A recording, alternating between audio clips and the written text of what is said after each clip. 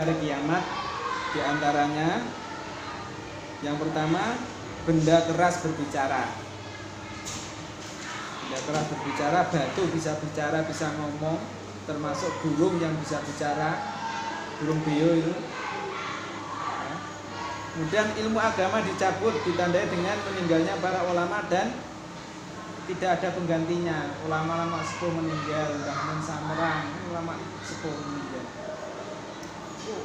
Ilmu ketika sudah habis, tokohnya habis, tidak ada penggantinya, lama-lama ilmu akan habis.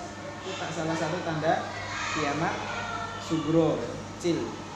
Dan laki-laki mirip dengan perempuan dan perempuan mirip laki-laki. Laki-laki pakai anting-anting, kayak film boy, anting-anting.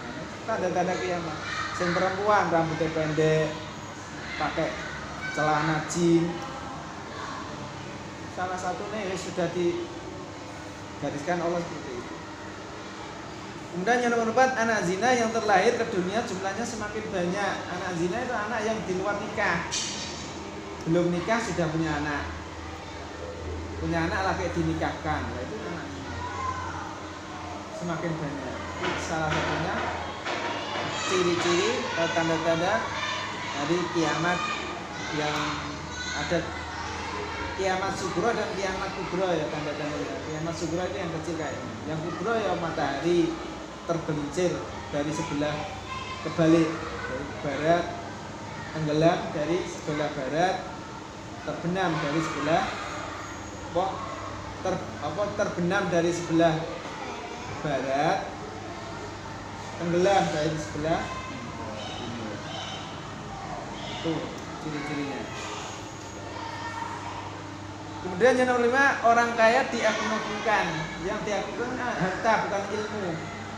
Ketika kita sowan menggone orang kaya, silaturahmi, kok kita merasa sungkan, mergo sugih, ini termasuk 2/3 agama kita hilang, tapi tinggal 1/3. Yang mestinya diagungkan apa? Ilmu. Karena ilmu adalah yang lebih utama, ya. Nabi Sulaiman saja tanya sama Allah, kamu pilih ilmu atau pilih harta? Sulaiman, saya pilih ilmu. Makanya pilih ilmu, hartanya katut. Nek pilih harta, ilmu enggak tidak katut. Mengagungkan. Biasanya sampai bulan nunggone saudara sampean nunggone kontone sing omahe kowe kan magoro-magoro kan wedi. Wedine krana apa? Wedi karena mengagungkan atau karena boleh mengagung-agungkan karena hartanya sopan, muga wedi wonge sugih. Lah ini termasuk tergolong tanda-tanda dari kiamat sugro kecil. Kemudian 6, ghibah menjadi ucapan sehari-hari. Ghibah ya kok ngrasani. Nah sekarang di televisi ada infotainment, ada silet, insight, apa namanya, gosip, berita yang mestinya nggak tahu. Tidak hanya 1 orang, 2 orang yang tahu, malah disyuting, dimasukkan televisi. Yang lihat dan yang menyuting podo wae, sama saja loh. Itu ciri-ciri kiamat itu sudah dekat. Waktu berjalan sangat cepat sekali, ya loh. Coba rasakan.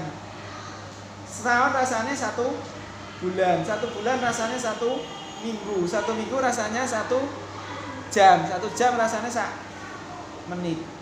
Ini karena ciri-ciri tanda kiamat sudah ada. Ciri aneh sampean dan ciri aneh saya beda.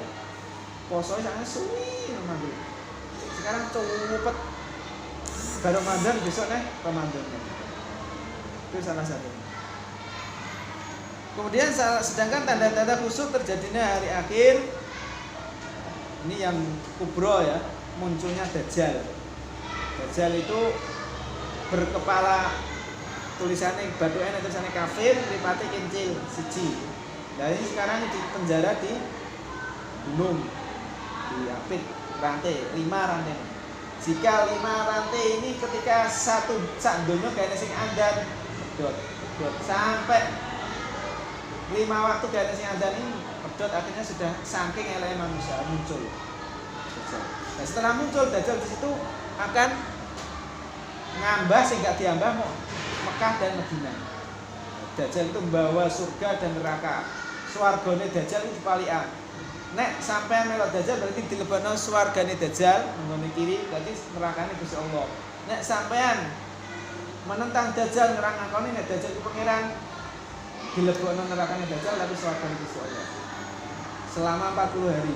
Lah 40 hari sawi kayak 40 tahun rasanya. Kenapa? Dajjal iso semene dilek. Gendeng mancet ya gak ngalahkan. Yang besok yang bisa mengalahkan adalah Nabi Isa. Nabi Isa diturunkan itu penjajah wis. Jaga-jaga kayak wong Islam, wong padha agama Islam kabeh, terus masuk Islam kabeh mati, bar kuwi karek wong elek kabeh lagi. Yang dua turunnya Nabi Isa ini berurutan. Sing ngalahno Dajjal itu Nabi Isa. Ya Dajjal itu bisa donya jagat lor, jagat idul, dijejek, jompling. Lah manusianya kayak mau diberi kekuasaan ini istidrak. Istidrak itu diluru karo Gusti Allah. Ya istidrak. Jaluk apa tak turuti. Oh kanggo nggodho wong imane kuat tenan kok. Yang nomor 3 adalah keluarnya Jud Ya'jud, Jud Ma'jud. Ma'jud ini adalah sekarang di rantai di tembok ya, tembok di apit gunung mas, cor timah campur cor di gunung. Nah, besok ketika sudah waktunya dia akan bergoti jebol akhirnya merusak dunia, merusak kalau sudah kiamat betul.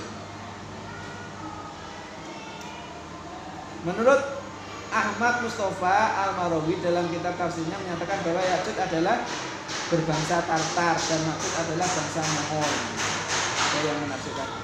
Ada yang menafsirkan Jud Ya'jud itu berupa hayawan kayak tikus itu merusak makanan yang muncul akhirnya kelaparan. Yang nomor 4 munculnya dabah, yaitu sejenis binatang melata yang bisa berbicara dengan manusia. Kalau ini kura-kura bisa ngomongin, kamu ahli surga, ini ahli neraka, langsung ditok berarti itu bisa. Ini yang merokok, wong kafir itu wong Islam. Nah ini yang 5 matahari terbit dari sebelah dari arah terbenamnya terbalik, ya, terbite songko kulon, terbenamnya songko wetan, terbalik matahari. Kalau sudah kiamat kubur seperti itu. Kemudian yang D mengenal hikmah beriman kepada hari akhir. Salah satunya apa? Memperkuat keyakinan bahwa Allah itu subhanallah maha kuasa. Nek gane kiamat sakno sing ngenteni mbah-mbah sampai Nabi Adam itu ngenteni kiamat, ngenteni proses manusia. Kalau tidak ada kiamat tidak adil. Karena Allah menunjukkan Allah maha kuasa. Kemudian yang 2 terdorong untuk beribadah kepada Allah, bahwa di dunia ini tidak selama-lamanya. Umur manusia paling lama 100 tahun kalau ada, kalau tidak ada Kanjeng Nabi saja 63. Setelah itu akan dikubur dibangkitkan lagi, dikumpulkan lagi, ditanya wat siratul mustaqim, nek iso swarga, nek gak iso neraka.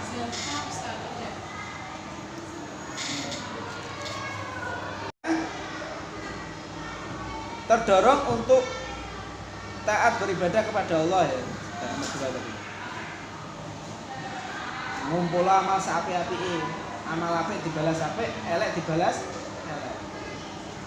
Makanya beramal jangan karena dilihat manusia, ingin dipuji manusia, jangan. Beramal, berbuat baik, jelek itu karena Allah.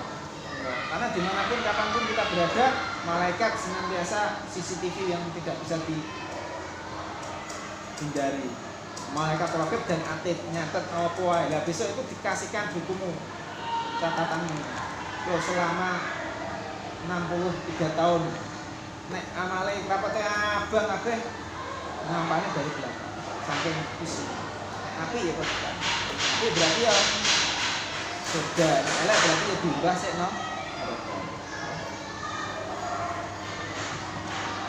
Nomor 3 terdorong untuk selalu minta ampun kepada Allah. Jaluk sepurane Gusti Allah. Saya dulu istighfar tadi yang saya sudah mengatakan itu rajane istighfar. Mau dibaca luar biasa. Nomor 4, akan memanfaatkan hidup ini dunia untuk senantiasa beramal soleh, berbuat baik karena Allah, tidak berbuat jelek karena dilarang oleh Allah. Kumpullah sebaik-baiknya, karena semuanya akan dibalas besok di hari akhir. Yang nomornya terdorong untuk menghindari perbuatan tercela. Itu salah satu hikmah bermanfaat iman kepada hari. Salah ini penjelasan alhamdulillah. Alhamdulillahirabbil alamin. Assalamualaikum warahmatullahi wabarakatuh.